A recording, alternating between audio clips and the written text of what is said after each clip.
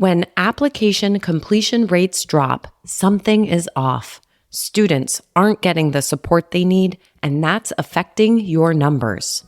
Enter Element 451's AI assistants. They step in where students struggle, offering real-time answers and advice, guiding them through every step. Learn how AI assistants can boost your enrollment outcomes. Visit element451.com/AI team to learn more. So focusing on personal well-being, focusing on health, mental health, focusing on happiness is the most important thing to a Gen Z audience. Making enough money to live comfortably is the second one, right? Contrast that to becoming wealthy, right, which only was rated at 28%, right? Making enough money to live comfortably. We're not trying to own the world here. We're not trying to catch the moon. We're just trying to live a good life is what I'm hearing from that. Is that kind of your vibe, with your kids? Is that how you see it? No, I think that tracks. And just to note, becoming wealthy, not only is that down at 28%, that's almost at the very bottom of the list of things that are important. But yeah, I think kids are looking to, I don't know, there's an emphasis on joy outside of work. I think for older generations growing up, it was you have to find a job you love, make money, and provide for your family. Now it's you have to find what you love. Also, you have to have a job to pay bills. Welcome to the EduData Podcast, a podcast that serves as your weekly guide to the data driving higher education. We are your hosts. I'm Jamie Boggs. And I'm Timothy Davis. Join us every Friday for weekly breakdowns of the most important data, trends, and topics in higher education. The EduData Podcast is a part of the Enrollify Network, a robust collection of podcasts designed to help higher education professionals like you grow. Explore our other shows at enrollify.org or check out some of my personal favorites linked in the show notes below. Enrollify is made possible by Element 451, the leading AI-powered, all-in-one student engagement platform, helping institutions create meaningful, personalized, and engaging interactions with students. Learn more at element451.com. All right. Welcome back to another episode of the EduData Podcast. My name is Timothy Davis, joined by Jamie Boggs. Hey, Jamie. Hey, how we doing, Timothy? We're doing pretty good. Today, we are looking at the Voice of Gen Z annual survey report from Gallup and the Walton family. This is their second year doing this, and they do a big survey through Gallup, surveying 12 to 27-year-olds. Is that right? Yeah, so people born between 97 and 2012 are considered Gen Z, because that was one of my first questions when I read this, because I hear people talk about the generations all the time. I'm kind of, I was born early 80s, so technically I'm a millennial. Don't feel like it. So I don't know. I never really retain the information of what this encapsulates. But yeah, about 18 to 27. Yeah, we can maybe sidebar here a little bit from a statistical perspective, or just a personal anecdotal perspective. Do you put much stock in like generational divides? I do think there are generational divides, and I think the research is important for us to figure out, especially in marketing, to figure out how to communicate to folks. But I feel like the current way in general, and like who sets these up, right? Is this like a cultural thing? Is this like, do sociologists set this up? I don't feel like it's as clear cut as we want it to be. I feel like they should maybe be more narrow. It would probably be more accurate just to do it by decade. But yeah, I think there's value in it. I just don't fully understand how it's grouped.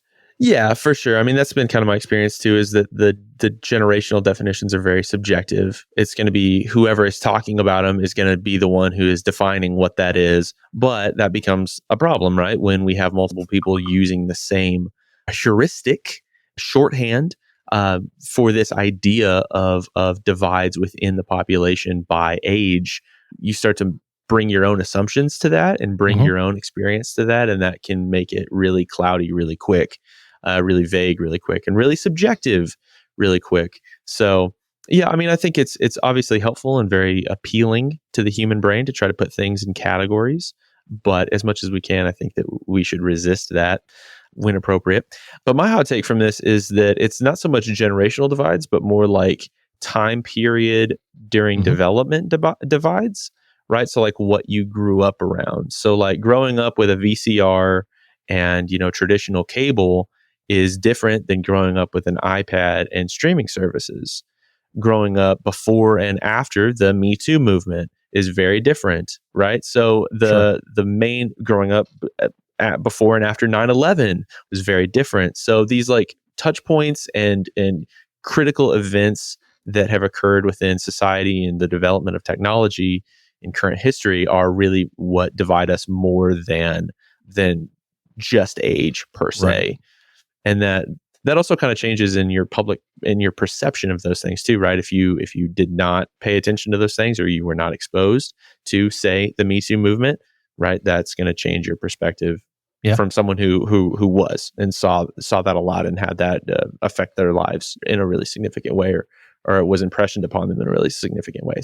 So a long sidebar just to introduce this study. But basically, this report from Gallup surveyed about 4,000 folks. So a pretty good sized study using a mix of both mailings, right? And phone calls, random dialing phone calls, and then mailings to randomized zip codes, right? And they went all over the country. They got good sample sizes from a lot of key demographic areas. And a 4,000 survey study, like that's pretty big. Like you don't typically see surveys that big.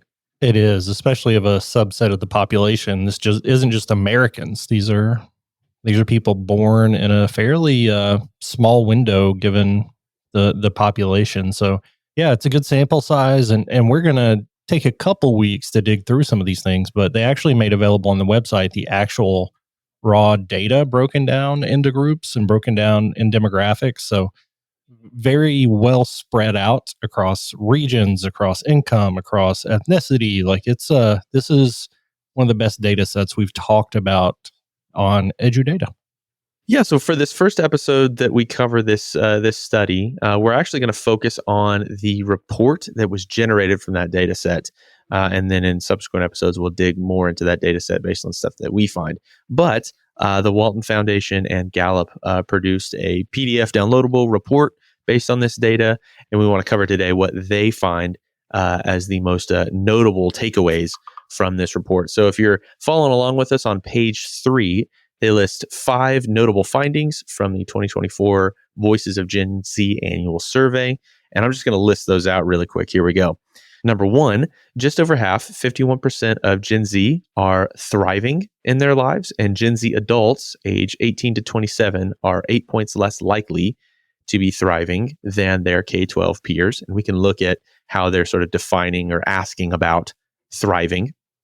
Number 2, 79% of Gen Zers agree they have a great future ahead of them, though only about 51% feel prepared for that future across a couple of different dimensions, like applying for college, being career ready, that sort of thing. Engagement in school is critical to improving Gen Z's well-being and future outlook. However, nearly every measure of engagement declined from 2023 to 2024. Gen Z K-12 students who do not want to attend college are especially unlikely to feel engaged in their schoolwork. Number 4, Gen Z middle and high school students lack information and experiences relating to their post-grad futures, especially those that do not involve college. Between 23% and 35% of students say that their school offers opportunities to learn job-related skills, practice applying or interviewing for jobs, or work on projects related to a career they may want. Fewer than 1 in 4 high schoolers have a lot of conversations about non-college pathways, such as apprenticeships, internships, and careers that don't require a degree or entrepreneurism.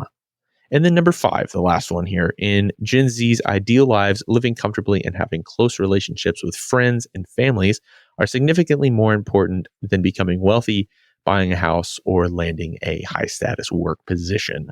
So several takeaways there, and a lot of stuff I think that's relevant for engaging with and understanding or relating to students that are making their way into college from the perspective of marketers, from the perspective of admissions officers. I think this study is going to give us a lot of good takeaways for how we can understand and relate to students that are coming into our schools. Yeah, and we mentioned earlier 18 to 27. Those are the adults, but actually if it goes up to birth year of 2012, there are some going up to like 5th grade, I think, that are included in the survey. That just made me realize I have 2 kids in this generation. So I'm an old man, but yeah. But yeah, the questions they ask to get to these things, you mentioned the thriving. What they do is they have, essentially says, imagine a ladder with steps numbered from 0 to 10. At the top, 10 is your best life possible. 0 is your worst life possible. How do you feel like you are living now? How do you feel like you'll be living in 2 to 5 years? And how do you feel like you'll end up eventually succeeding on this ladder? And you pulled that? Did you pull that from the report, or did you pull that from the data itself, looking at the specific questions that were pulled? Both. I want to talk more about how subgroups answered next week, but in chart number 1, the very, very fine print, I had to zoom really hard to find it, but it kind of breaks that down.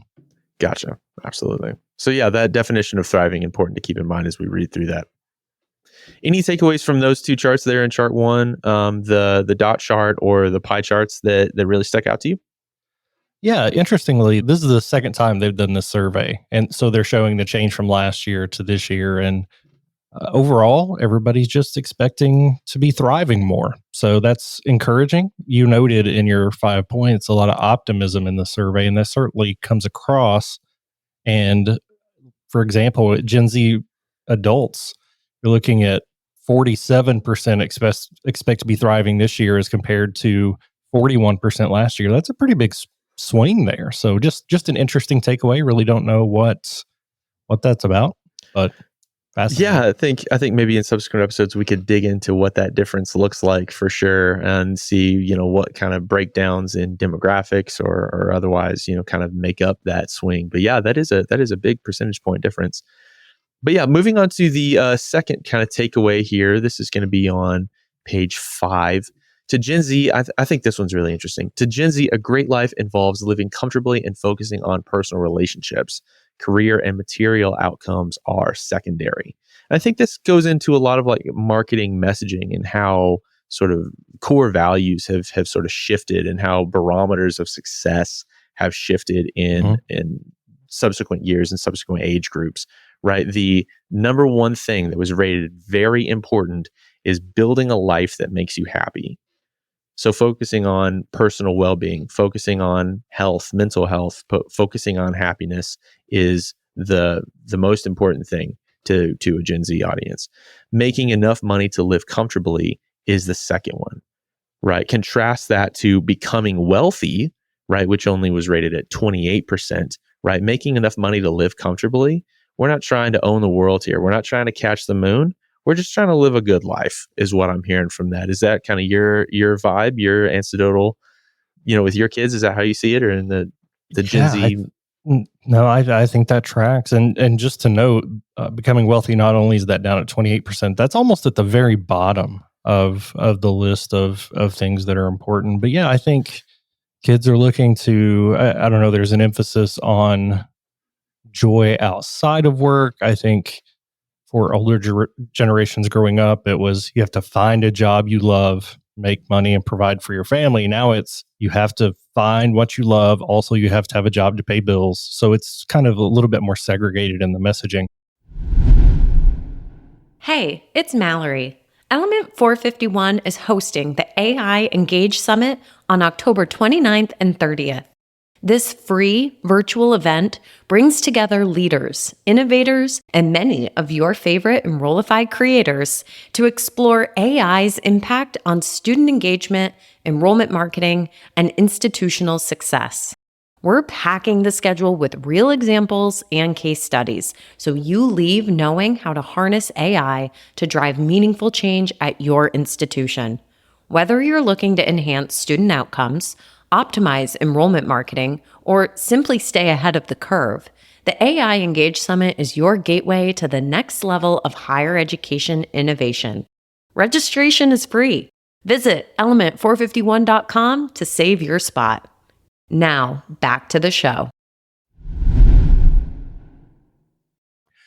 Also, I read in this report and in every report, it talked about how Gen Z is struggling with mental health at a higher percentage. And I wanted to ask you your thoughts. Do you think that's because they are struggling with it because of additional stressors, or do you think that is because we're measuring it better now? It's probably a combination. Oh yeah, I was gonna say a combination. This is definitely both. Yeah, and this is a little bit ancillary to this idea here, but yeah, and I think we cover it in some other charts, so we'll probably touch on it again. But yeah, I think it's definitely a mixture of both. One, we're developing as a society better language, better ideas, better frameworks to evaluate mental health, and then there's just an increase in attention to it.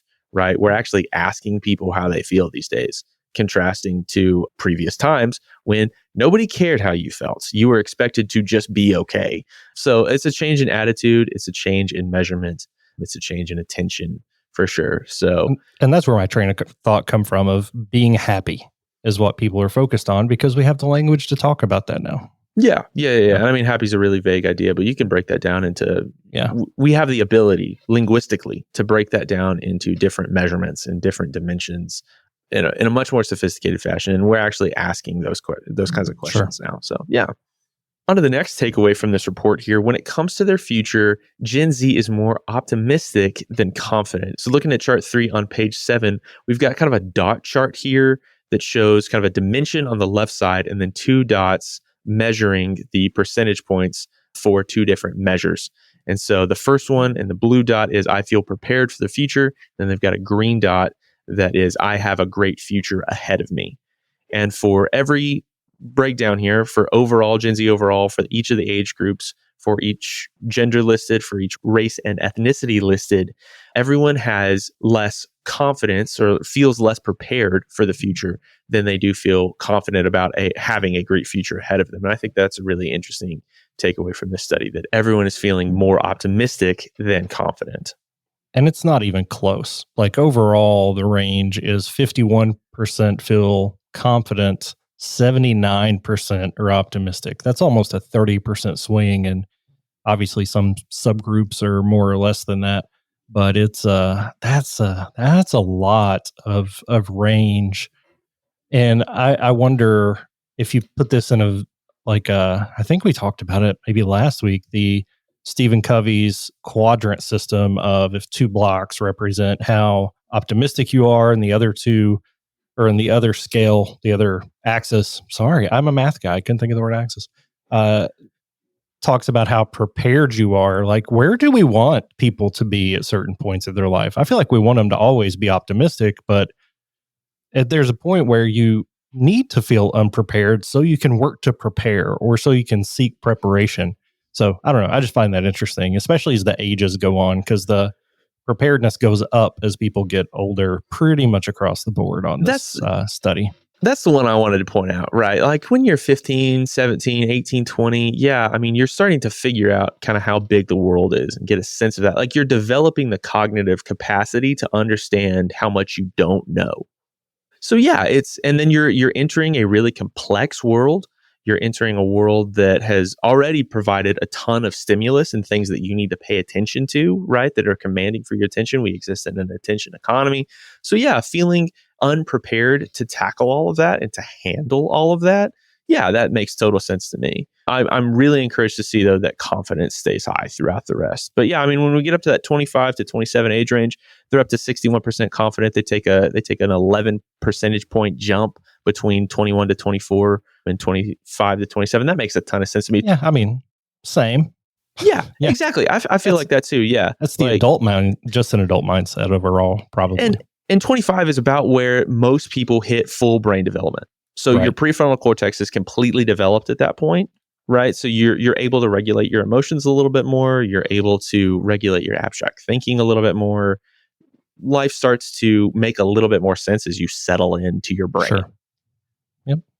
That's my takeaway there. Yeah, I mean, I know that we're really concerned about the kids and making sure the kids are all right. I think the kids are all right. The optimism is staying high, the preparedness will come. And that takes us, I think, a good segue to how to increase preparedness. The takeaway from this report is that engagement at school is a significant predictor for a sense of preparedness. Yeah, and the focus on engagement really is about well-being for people who are engaged. And they measure that in talking about being excited about, interested in, as well as challenged by what they're learning, essentially. Absolutely, yeah. So like the takeaway, engagement improves Gen Z's well-being and future optimism. That's on page 8. But I'm actually going to hop down to page 16, and that's where we see chart 12. Chart 12 shows the future career confidence increases among students whose schools offer career-related activities. So we've got, again, another one of those dot charts. Is that the right? It's like a bar chart, but it's dots. It's like a relative scale next to it, a range, if you will. So Yeah, a a dot range range chart. chart. Absolutely. I am personally not going to look up what this is called for a few days with the hope that folks will comment what this thing is actually called. So if you're listening to this right now, you're looking at chart 12 on the PDF, go to LinkedIn, find this episode's post on the Enrollify page and tell us what that chart's called. Yeah, let us know. Thank you. I feel like we should already know, but let us know. Yeah. And if you don't know, give us a good guess or a comical guess. I'll Make take something a up. comical. Yeah, I like absolutely. So anyway, this chart lists out the different questions that were asked about engagement in the classroom. And then it shows the percentage confidence of a student based on whether their school does offer this activity or does not. So the blue dot is does not offer the activity. Green dot is school offers the activity. So it takes a minute to process like what exactly that chart is showing. But the top one for most confidence for schools that offer that activity is the classroom engagement method is they get to learn from somebody who already has the job they want. So There's a little bit that goes into that. One is like you have to know what job you want. You maybe don't know that. So that's a little bit trickier or dicier one to say. But basically, like being exposed to people who are in the workforce, right? People who have a variety of jobs, right? That makes it a reality. Yeah, exactly. Right. The lowest one for me is the one that K-12 I think probably does the most of, which is just learning about the different career types. Yep. Right. So when you do a career day and you talk about the different career types in a sort of abstract way, right, that doesn't make it real per se. And I think that's reflected in the data for schools that offer that activity, only 31% confidence, right, for that. Right. And not that big of a gap between those who don't and those who do. So essentially saying it matters less than all the other categories. Yeah. Yep. And I think that this is one, not just for admissions and marketing folks to kind of understand and maybe message around, but also for academic programming, right? We want to be engaged in the classroom. We want real connections to the people who work in these jobs and a real sense of what these jobs look like, not just an abstract sort of definition or concept of what these jobs entail. And that's important, I think, not just for K-12, but for university programming as well. And that's really a good segue into what they are hearing about. If you jump down to chart 15 on page 19, it breaks down the fact that high schoolers are 3 to 5 times as likely to have heard about going to college as any other post-secondary option. So we're talking about jobs that don't require a degree, starting a business, being an entrepreneur, doing an apprenticeship or going into a trade where it's actually over that percentage. But yeah, they're going to college. Almost everybody hears a lot about that. There were only 2% of individuals that said that they didn't hear about college, and they probably weren't listening, right? So the other skills are much more spread across, and very few people have heard a lot about these options, which in our current society and culture are really good options. Absolutely. Yeah. I mean, I think that this is important for colleges to understand. I think we mentioned this on the podcast before, but colleges need to be aware of competitors, not just against other institutions that are serving bachelor's degrees and master's programs and online certificates or whatever. They need to be aware of alternative pathways, right? What is the opportunity cost for your student to do one or the other? They need to be aware of what their particular audiences are considering apart from college. But what we see here is a pretty comfortable margin that most K-12 discussion around pathways is centered around college, is centered around you leave high school and you go to college. That's the message. That was certainly the message when I was coming up through high school. I think it's just continued to persist. But like you said, from a societal perspective, those are really good options. And maybe that's also another place where higher ed can help that transition. Right? Maybe higher ed can do somewhat of a pivot and be service providers for these other areas. Maybe higher ed can facilitate certificate earning apprenticeships or something like that, or business development, starting a business. Right? Those are things that I think higher ed could fairly easily pivot to or expand into. So there's lots of opportunities there for institutions being aware of these factors. I think we are a bit expanding the credentials that are offered instead of just degrees with certificates, badges, like depending on what your specific industry requires. So I think we are moving that direction. It's just interesting to see that I would have thought this had evened out over the years. And again, this is just the second year of the survey. I would like to have seen this data 10 years ago to see, is college being talked about less now? Because I would assume it would be, but when you assume, you look dumb. So that's where I'm at. I think we could leave it on this last chart from chart 14. It's on page 18, if you're still following along with us. And basically I'm not going to read the title here. I'm actually going to provide my own title for this chart, which is that pursuing a bachelor's degree or engaging with the college system makes students feel more optimistic about their future and job prospects, right? So for folks who are pursuing an associate's degree or a bachelor's degree, they rate their optimism of the future higher than folks who do not. And that's true for also confidence or optimism in their ability to get a job and for their overall preparedness for the future. Folks that are pursuing and engaging maybe with the higher ed system are feeling more confident. So that's optimism, preparedness. That's across the board. Pursuing a degree in higher education, specifically a bachelor's degree, makes people feel better about their future. Yeah, I think that's a good place to leave it. Let's go ahead and wrap this one up. We're going to talk about this study a little bit more and dig into some of the data. You can go and download the data yourself as well from this site. We'll link it in the show notes. You can open up that Excel spreadsheet and join us in the next episode. All right. Have a great rest of your Friday and hope you have a good weekend. See you in the next one. The EduData Podcast is part of the Enrollify Podcast Network. If you like this podcast, chances are you'll like the other Enrollify shows too. Our podcast network is growing by the month.